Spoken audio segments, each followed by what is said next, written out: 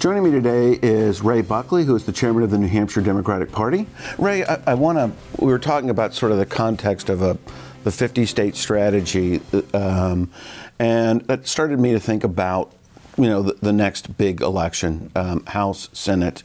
As you said, a number of the agendas that emerged for the previous president's 8 years are being whittled at by this president and the Senate and the House. But the Senate's close, and there's been some interesting race on the House side that might think the House could be more in play than history might dictate, or at least the demographics might dictate. What do you see as the core issues driving the next election on a national level?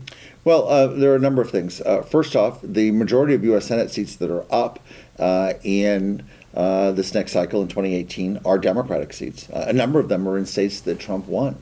So the possibilities of us gaining the majority in 2018 are pretty hard. And if Hillary had been actually sworn in as president, I would suspect that we would have lost seats, because there's this natural inclination of that in the first election after presidential, that the party of the president lose seats in the House and the Senate, unless there's some sort of international or national deal like what happened with the Iraq War in 2002.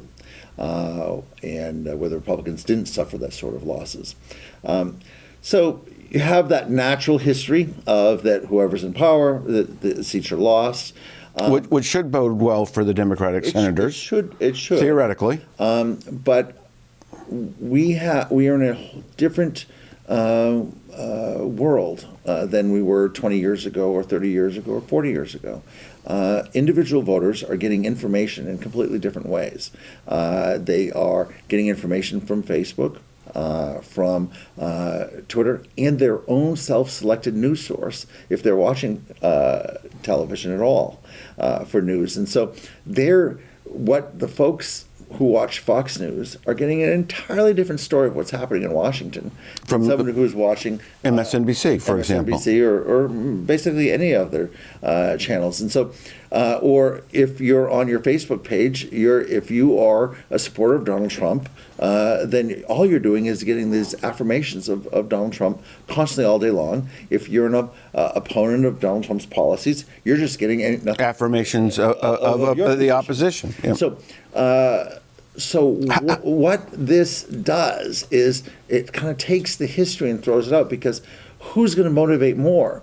Traditionally, we would say that Democrats, because they're being opposition, would be more motivated to turn out, and that seems to be happening in the special elections. But I don't believe that we can count any chickens before they're hatched in this situation. We have to work very, very hard, because Donald Trump was able to communicate directly in new ways, and with new words, new language, that was able to motivate thousands upon thousands of people that either voted for Barack Obama to vote for him, or who had never voted for before and showed up to vote.